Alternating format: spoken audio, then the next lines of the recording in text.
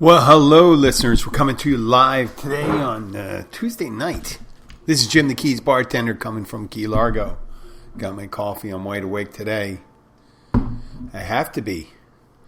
We're in the middle of hurricane season. And right now we have just, 150 miles to the west of us where I am. And 50 miles north, we have Elsa. Having missed the Keys, they kind of brushed up nice and hard against Key West with some flooding. We didn't get even much of a rain, but we did get something. We were all ready to throw up our storm shutters and, seeing people out doing some, abbreviated panic buying. Right?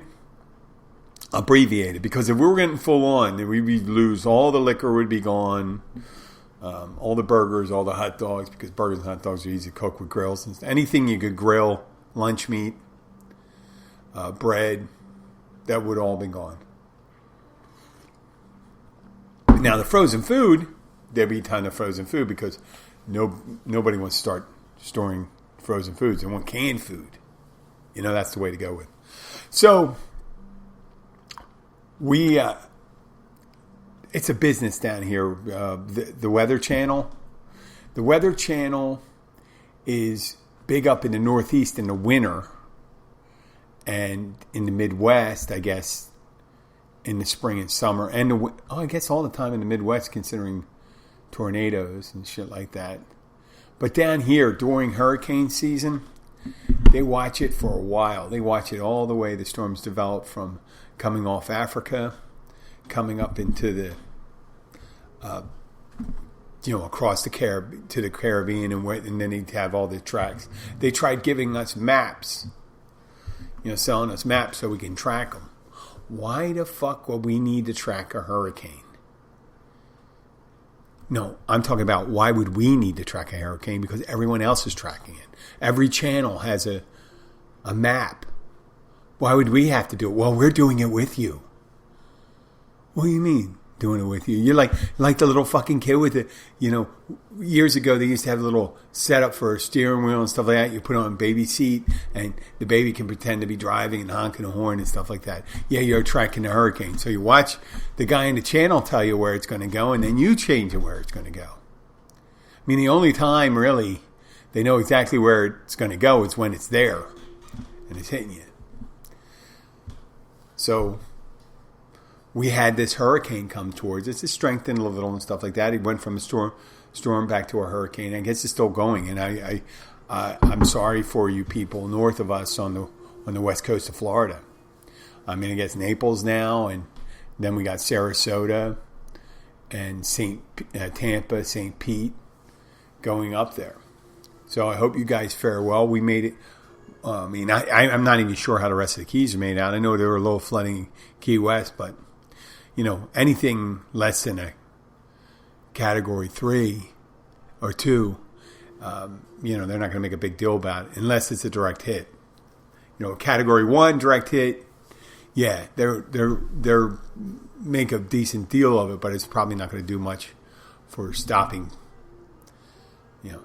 us here. And probably the West Coast. So take care. So the funny thing, if you can find anything funny about it, people die in all sorts of weather. They die in sunny days. They die in thunderstorms, rain showers, and all this stuff due to rain because they weren't prepared for it. So I'm sorry for anybody who lost their life. Now, when it comes back to the hurricane, let's talk about the hurricane. We get the hurricane, we had a hurricane, but we have thunderstorms and all this stuff. And my dog hates that, like many dogs. So today's my day off. I go and do my gym thing early. My dog is hiding under the coffee table all day. I feel guilty leaving my dog. Because my day off, my girls are in Poland and stuff like that. It's my job to stay with my dog. So we're out of the hurricane. We're going to get some rain. We didn't even get that much rain. So we're in the clear. Well, what happens after like an hour? We're definitely in the clear, or 2 hours afterwards. We get alerts. we get alerts for tornadoes. And they say, oh, you get tornado warning till 11 o'clock. Right? So today was kind of like, we knew. It's like if you were a girl and your boyfriend says, hey, I might have syphilis. Ooh, you better, I'll tell you about the results. So we're getting more information about it. And then all of a sudden he calls up and says, no, I definitely don't have syphilis. You're not going to get syphilis from me. But I might have gonorrhea. Oh, really? Yeah, I might have gonorrhea. You might have gonorrhea. We're not sure yet.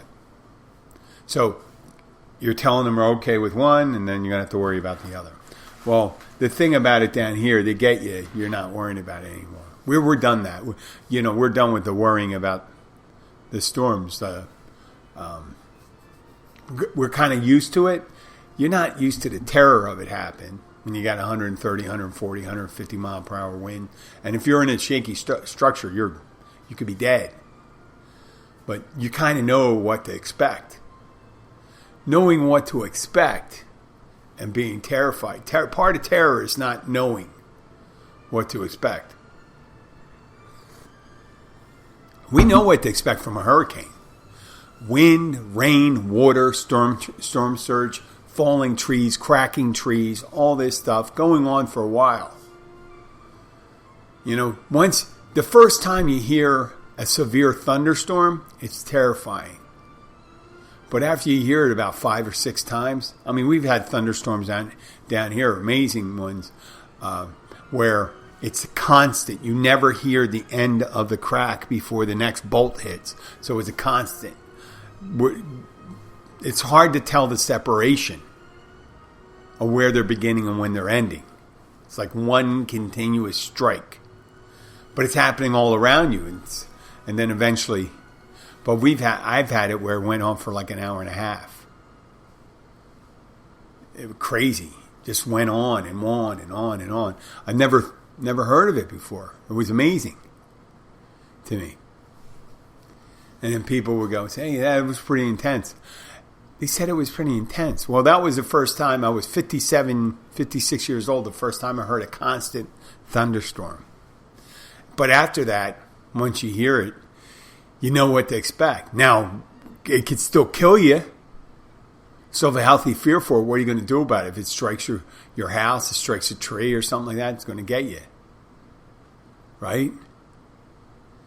So that's the fear part, right? You don't have to do it. You don't have to do that fear part. You just do that. Yeah, terror for me is the unknown. Once you know it, what to expect. It's like getting a shot or getting blood taken or getting punched. If you've been punched enough, you know what to expect. But if you never were punched, you'd be terrified of being punched. Right? I can't imagine that. Oh my God. Some people are hit a lot more than other people. Right? Some people are hit less. I don't know why the fuck I got on that point. I'm sorry about that. It sounded a little violent. But once you know to expect something, it's like, I'll make one last metaphor with that. Banging your toe.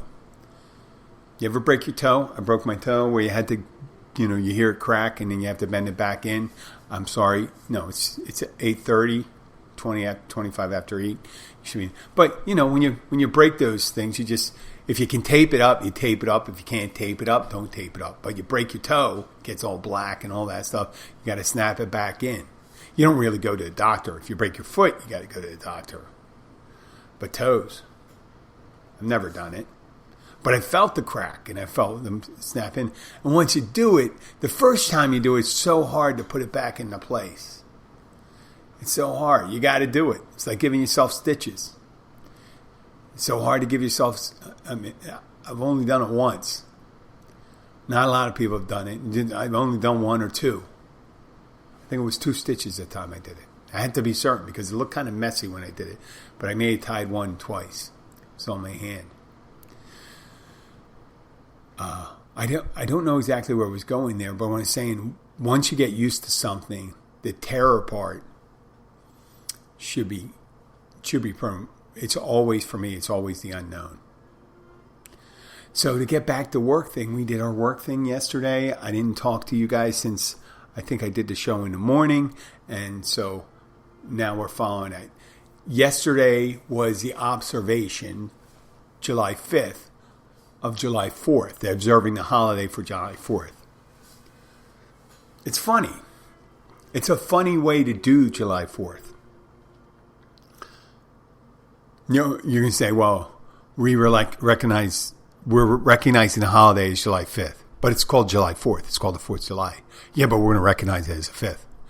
You can't do that. You got to make it the 4th. No, we're going to recognize it as the 5th. Okay. So years from now, people are going to say, well, this is when we observe the holiday. But it's called July 4th, the 4th of July. I think they're going to have to start calling it Independence Day from now on. And also I had, if you think about it, July 4th, I mentioned it in holidays, July 4th really wasn't the beginning of independence. It was a declaration of independence. You declared yourself independent. Just like a child that emancipates itself from its parents.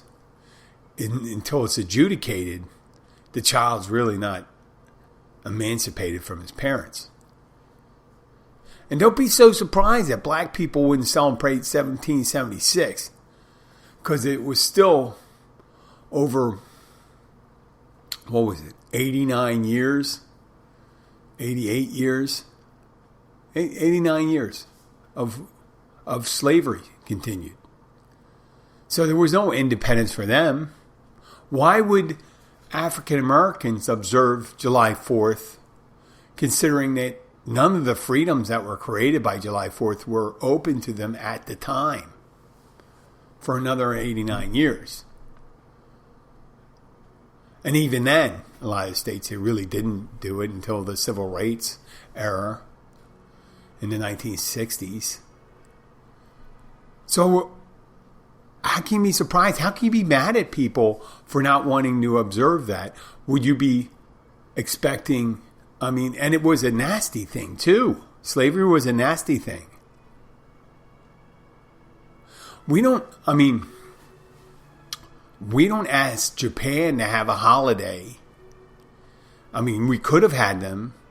After World War II, we could have said, when they signed, I think the Japanese signed sometime in August, or it could have been September, because they surrendered, but the formal negotiation may have been in September, where MacArthur conducted the Emperor Hirohito, and they signed the new constitution, surrendering in the new constitution. Now, America had complete control over Japan as they defeated them. And we could have easily said, listen, from this day on, you're going to celebrate this holiday while we're here. We didn't do that. We knew they were, even though they were the aggressors in the beginning of it, right? We didn't force them to celebrate that holiday. Why would you expect African Americans to celebrate a holiday that kind of institutionalized slavery? It kind of did, if you think about it, when they did the three-fifths compromise, so they can dictate what the representation would be in Congress. That was specifically made due to slavery, the three-fifths candidatation, because a lot of southern colonies had very large populations of slaves. In order to get more power and representation, they could either declare each slave a person, and then they couldn't be slaves, or say, well, we'll make it 3/5. So out of 500, we can count 300. It was a cruel and unusual math that occurred. But, yeah, don't expect people to celebrate things that aren't that celebratory for them. It's like celebrating the death of a parent. You wouldn't celebrate that. So, Juneteenth should be more their holiday. Just like July 4th is for the Irish and And Cinco de Mayo for Mexicans. It's one of those things, people, they celebrate the holidays that bring them the most joy. And have historically brought them the most joy. Speaking of joy, so we worked. And I had a customer ask for a Capriana. I think it's called a Capriana. It's Portuguese or Brazilian. It's Brazilian, but I guess Brazilians speak Portuguese, so Capriana is a Portuguese word. And it's similar to a mojito, except I don't think it has mint. I'm pretty sure it doesn't have mint. I remember making them. It's just lime and sugarcane rum. Most rum is sugarcane, but it's a special rum. And they make it. And that person wanted it. And he said to me, "Do you have it?" And I said, "No, we don't have that sugarcane rum. I can make it with another one." And they said, "You have to have one of the specific ones." And they said, and they wouldn't drop it. They wouldn't drop it. It was the most important thing. And they seemed to be very well off. But they were very focused on that. One person was focused on that one drink.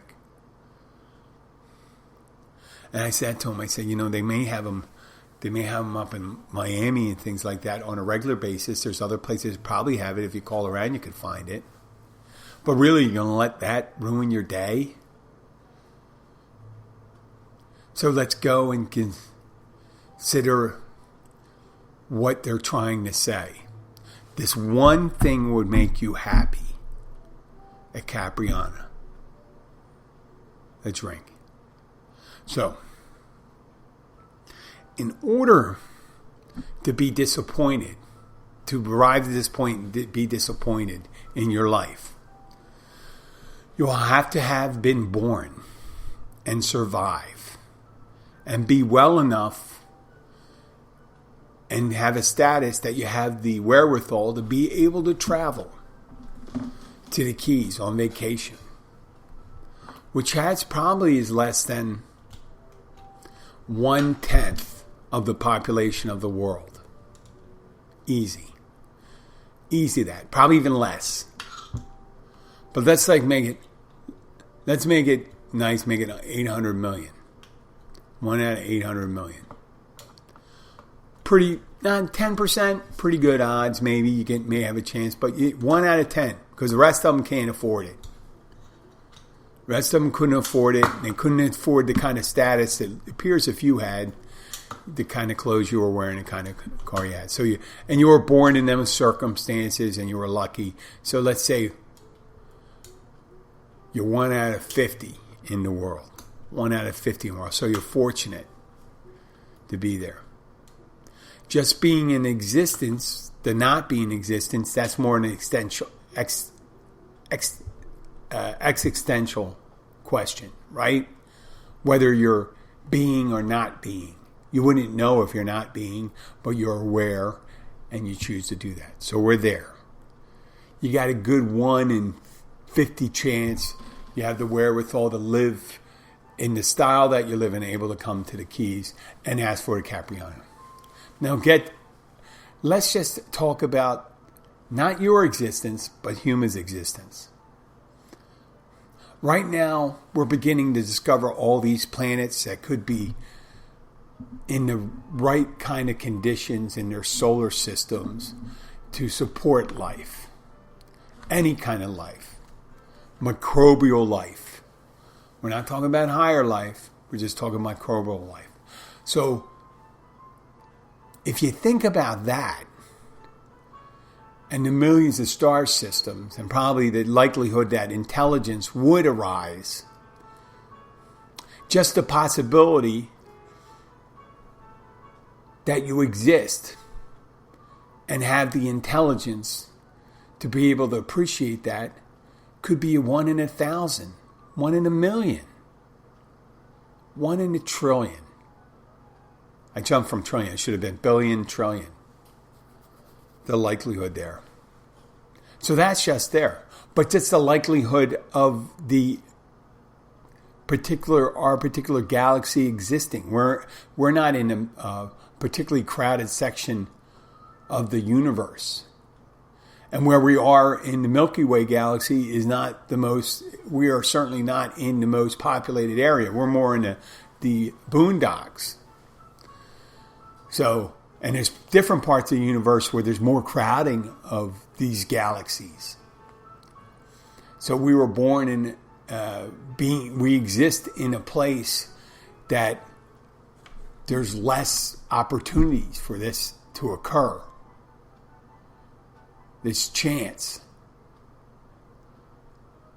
And you do all this stuff, and the possibility that all the factors for life arriving, the force, there's like 2 strong forces, 2 weak forces. There's gravity, there's atomic, there's subatomic, and there's one other one. It could be molecular. There's weak molecular and strong molecular. Whatever. The balance in our universe of forces allow for complex elements to exist. And the combination of those complex elements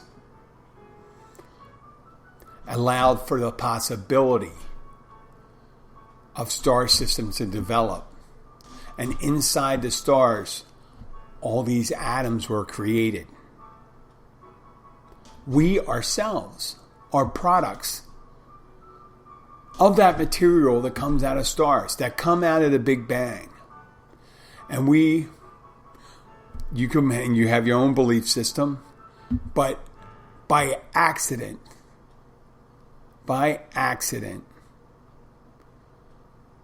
it developed into life. A combination of amino acids that grew more complex,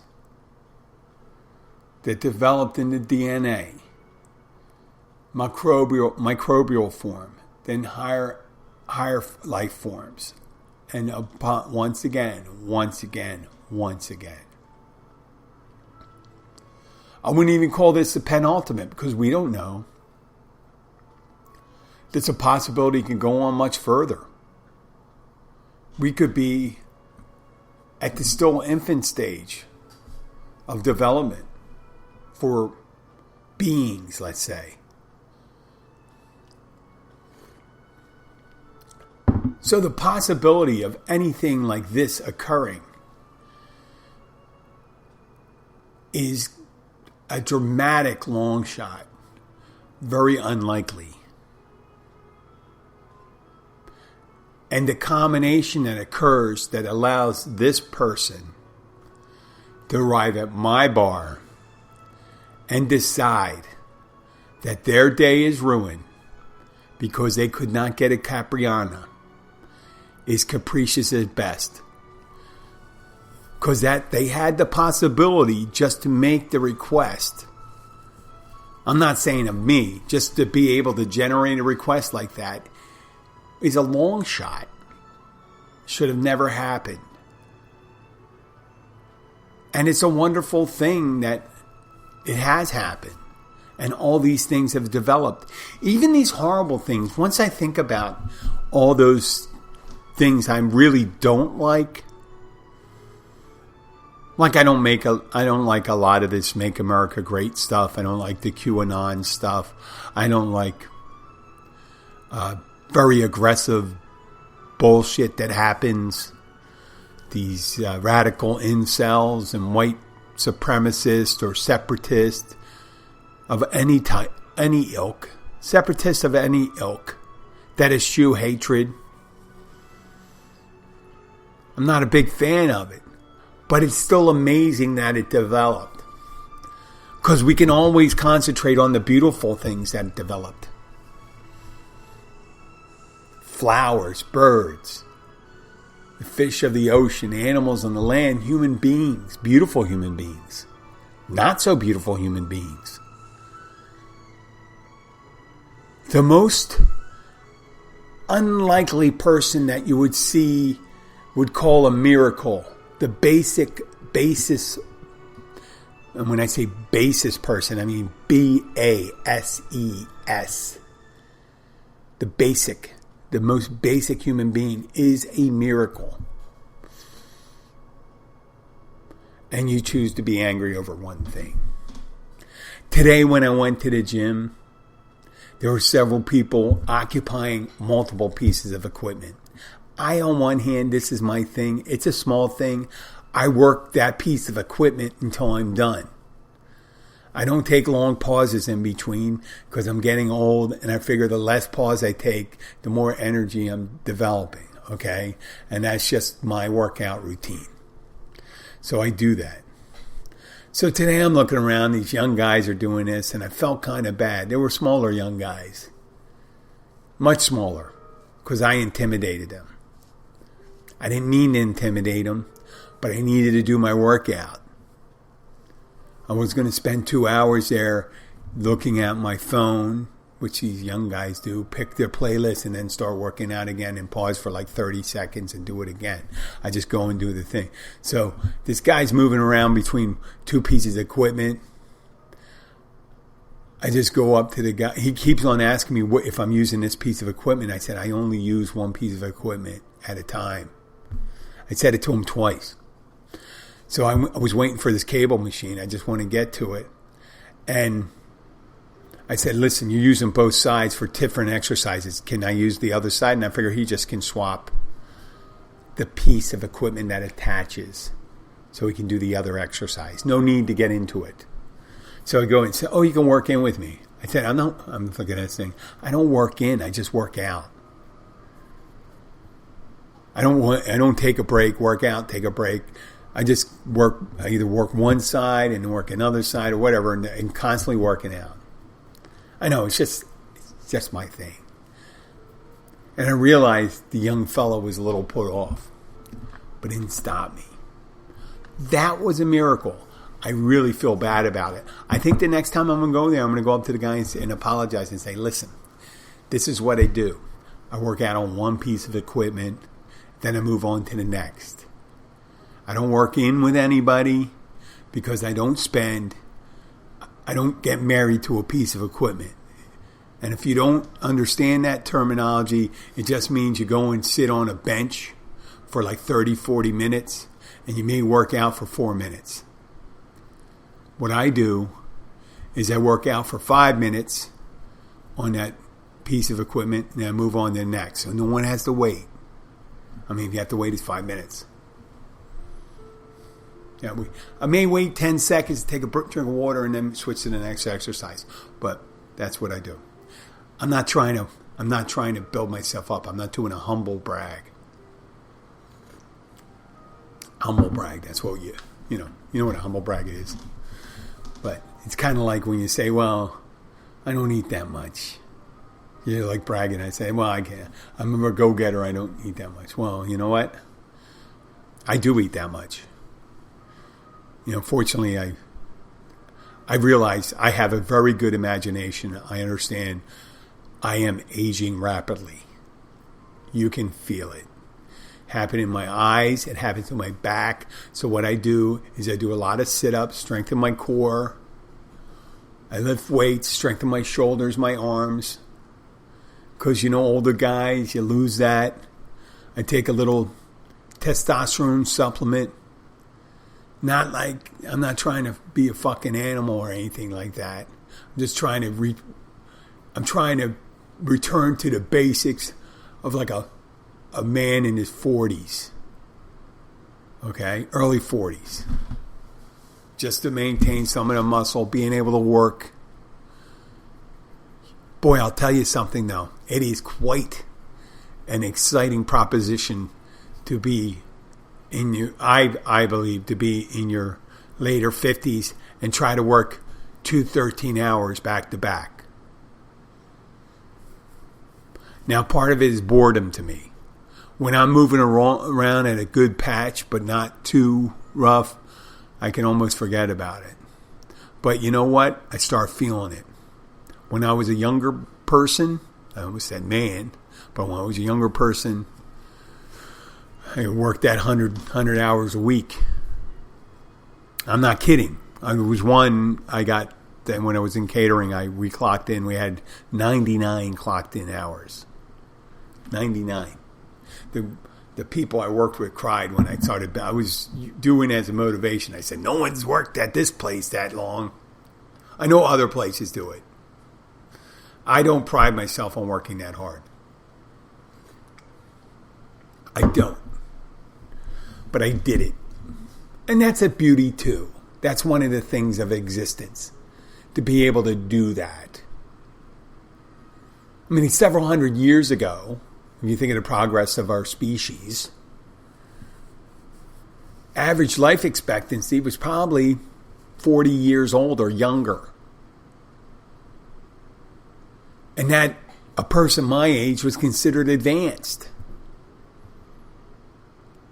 You know, things go wrong, but, you know, when the injuries and wounds build up when you get older.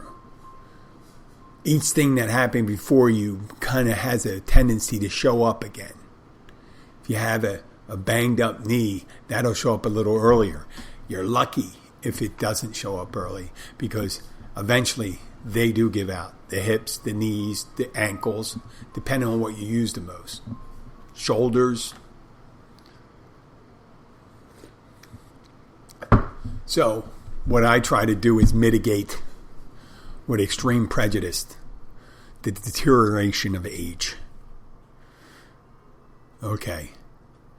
So we got to the point where your whole day is going to be ruined because you don't get the one thing and you don't appreciate what's in front of you today. And today, if I was going to think about my day, I got up. I didn't feel like going to the gym. What I did is I talked to my family, try to, get my dog out to use the restroom and all that stuff, and then go and do my, I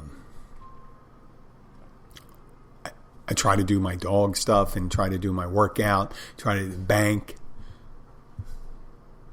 supermarket,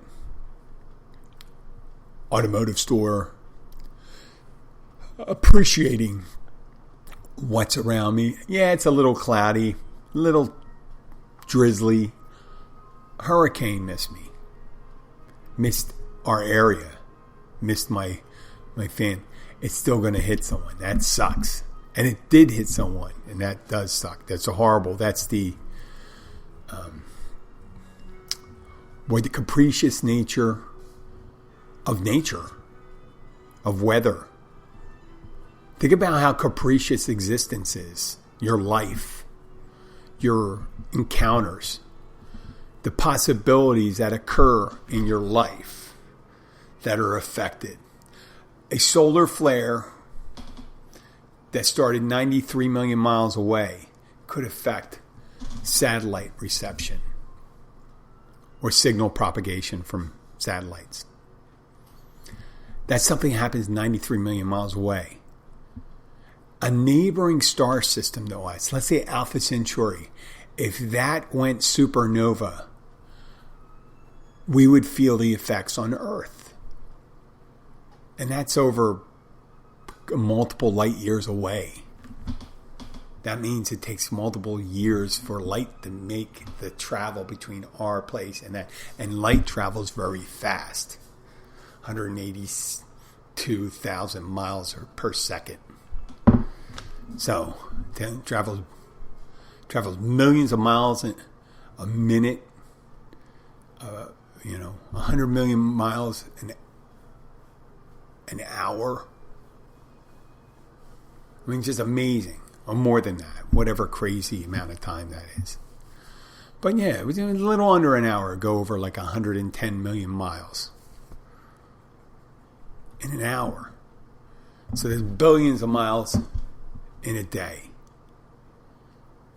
So things happen the way we exist in this and hanging in this entire universe existing. The things that occur on this planet, these things that occur in your life are not happenstance. They're interesting. They're interesting that they're in order. They're interesting because of time. I know it's kind of a weird thing. That's why I named the show. I did it ahead of time. I called it Abstract. I wanted it to be my conversation with you about the possibilities of life, what occurs, the good and the bad, the interesting things that happen, the way you look at it. Remember, philosophers have said it. The playwright William Shakespeare said, nothing is good or bad in the world that thinking make it so. Okay, so to break that down, it's our perception of something that occurs, and you may have heard that before. It's a perception about what occurred that matters. And to make the association, there's a movie called Life is Beautiful. It's about a Jewish Italian man who marries the love of his life and has a young son at the beginning of World War II, and they're put into a concentration camp. And what the father does is shield his son from the horrors that occurs in that concentration camp. It's an extreme example about making it. Now, I'm not suggesting to turn your back on suffering. I'm suggesting not to dwell in the events of your life that you have no control over and that you can move through it. Right? Because people get stuck. Depression is a real thing. It really occurs. It's the real part of the feeling. So working your way out of that is thinking, how does these things happen to me? And do they happen to other people? Do other people experience it? How do they experience it? That you have, if you take the existential question, whether you should have existed and experienced pain, or not have existed and not have experienced anything. That's a question. And the kind of ideas that you have without having the experiences that aren't as good, you wouldn't really appreciate the good ones. And who is the judge about what is a good experience? And that it takes a lot of mental gymnastics. I could concentrate on my years as a hard drinking alcoholic. And I can just shit can those years and those experiences and the hurt I caused. Or I can say it put me on the path of where I am right now to be able to appreciate the things that are occurring around me, which are good. And good things have occurred around me before also. And I've done good things, even though I may have not been at my best. Not everything was bad. Because we are the worst. The people that really contemplate what they do and suffer under depression and suffer under memories of bad experiences. It's really important that we find a way to move on and incorporate that and seek help to do that. And move on to a more lighter experience. Okay, that's all I have to say. It's at the end of the day here. It's almost 9 o'clock. I like doing a late show. I loaded up all my coffee so I could talk to you about that. It's important to me. It's important to me that I enunciate this for myself. I hope it's important to you. And you take it to heart. Then all good things for you. Not because you listen to me, because you are who you are. You're going to come to the right decision. You know what's best. You know in your gut what is the right thing for you and how you should live life. and all the stuff that some people may say haven't been bad is not necessarily that bad. And there's a lot of good things in there. So I'm going to let it go with that. I want to thank my listeners across this wonderful country of ours and different wonderful countries also, like Canada, Taiwan, Russia, India, countries that for some reason don't listen, Ireland, United Kingdom, a little, Germany, the European Union. Okay, thank you, Poland. I appreciate Poland. I said Russia, that some of the Baltic states. Okay, I mentioned Canada, Mexico, and the places that aren't listening. I wish them the best. And if you are in Key Largo, if you do like the show, share it with your friends. Like us on Facebook, Instagram, and Twitter. I'm going to post on Keys Bartender Facebook another video where I take a ride down to my gym in the morning. And then I take you a little tour of the shopping center there. That's more of a taste run. It's a taste. It is a taste run. It's a test run, taste run. Meaning I give you a little tour and then we're going to take another tour. And then maybe tomorrow I'll set up the camera. I'll do a little better. I'll get better at it like I have at podcasting, hopefully. Shame on you for not disagreeing with me. You say, oh, you're very good, Jim. No. Okay. But thank you for listening. This is Jim the Keys Bartender. Have any questions, send your questions to Jim at keysbartender.com or contact me at those, on Facebook, the Messenger, or Instagram, or Twitter, or on my email that's attached to the website, www.keysbartender.com. Thank you very much. Stay safe out there. Okay? Bye.